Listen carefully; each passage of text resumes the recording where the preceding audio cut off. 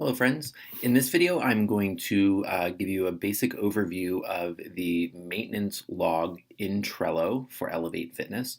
What you're looking at right now is my Trello dashboard, and you'll see I have a lot of boards. I use Trello for a lot of things. What I'm going to do is I'm just going to head on down and find, we're going to use Liverpool as an example today. So I'm just going to head down here to the Liverpool maintenance log. So this is a board. All of these rectangles here represent different boards. If you think of this as a digital bulletin board, or a digital whiteboard, or a board as an area that represents a subject or something that you want to pull together. So maybe these are notebooks. Maybe you want to think of these as folders.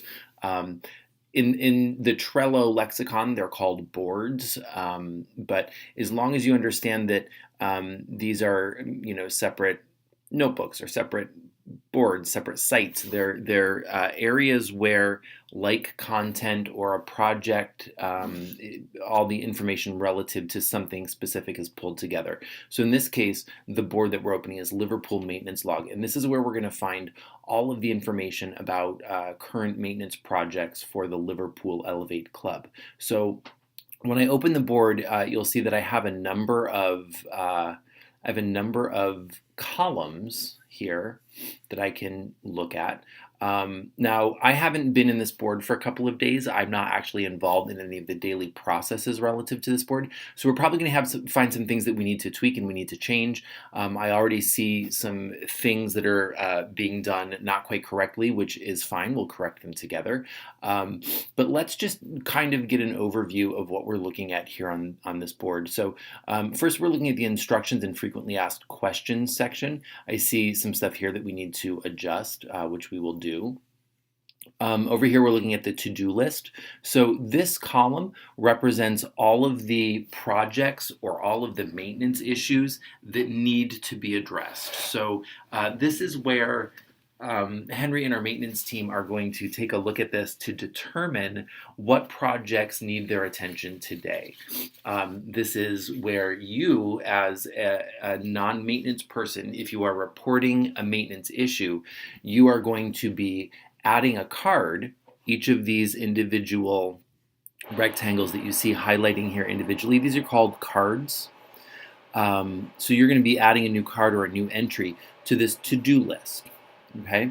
The next section is this column here, which says doing.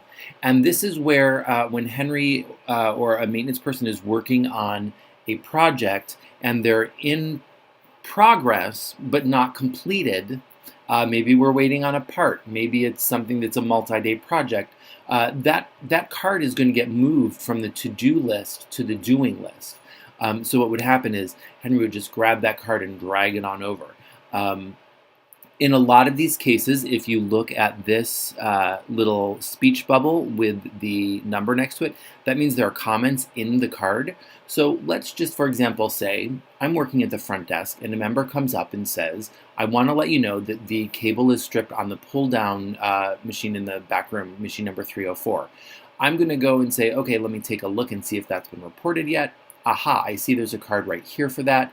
When I open it, I can scroll down here and see that the parts are on order for this particular project.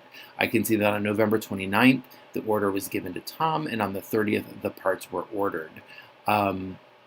It looks like when this card was originally created, Anthony actually attached a photo, which has since been deleted by Henry, but he put a photo of what the issue was, because that helped Henry better determine what the solution was for the issue.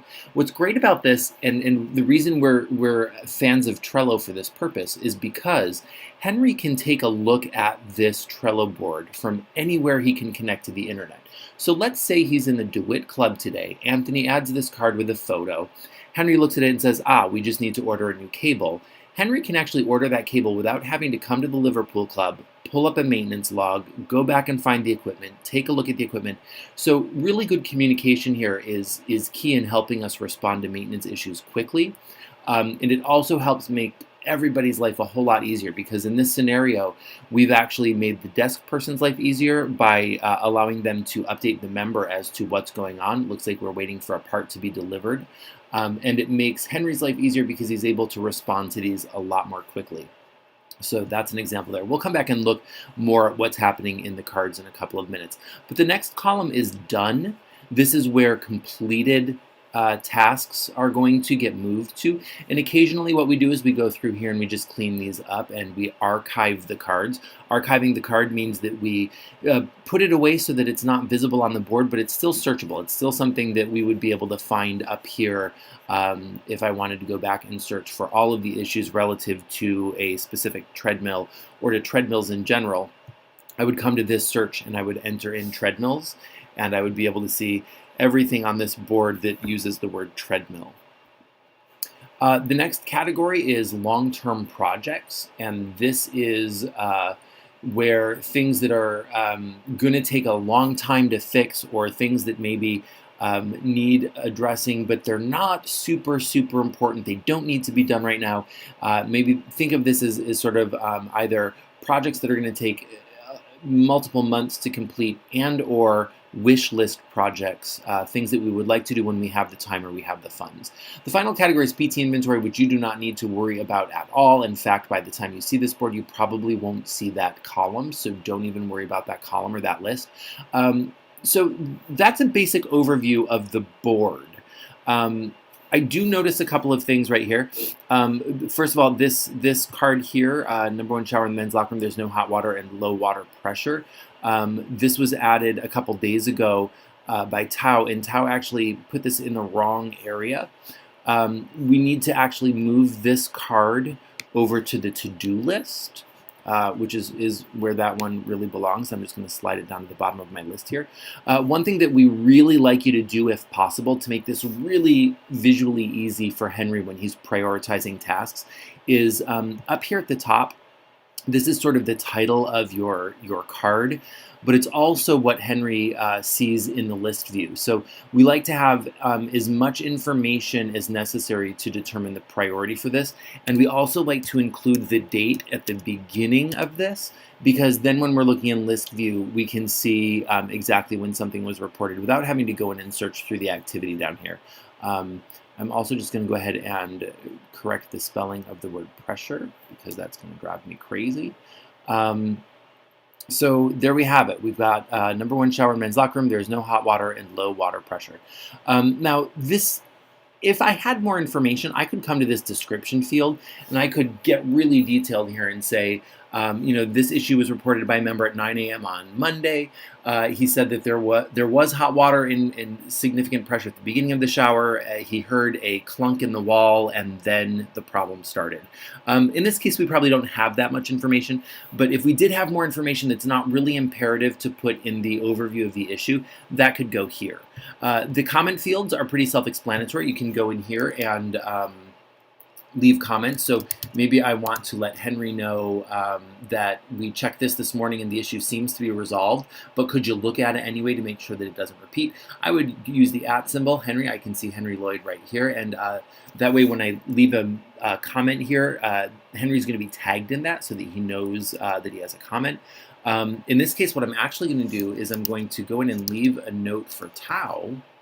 I'm going to say, Tao, found this card in the instructions and fact column, where Henry doesn't necessarily always look anymore. Please be careful to add new maintenance issues to the to-do column. Thanks.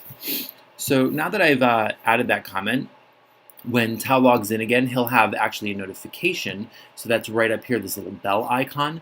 We'll have an indicator that there's a message, and that'll lead him to this card where he'll see this note that I left for him. So that's how comments work. You can always view, if you don't see any history, this show details, hide details will show you some of the activity on the card. We can add members to the card. We don't use this feature in this particular board. This is more for a project management board. If we were breaking down components of a project and there were certain members of the project that were responsible for that component, we could add them to a specific card in addition to adding them to a board. We typically, if you're added to a board, you have access to all of the cards. There is a labeling system. Again, we don't use that here. We use this in some of our other boards, but you can actually apply labels that would show up on the board to indicate sort of where a card is in a process or who a card belongs to, any way you might use labels. We can add checklists, which we use in our housekeeping boards, which we'll talk about in that video, and our daily workflow boards. You can add due dates. We can add attachments. This is where you would add a photograph. There is a Trello app, which is really easy to use. So if you use a smartphone, you might want to consider using the app because it's super easy to upload photos from your phone in that case. And then down here, all of these actions here, you don't really want to use any of these for for the maintenance board.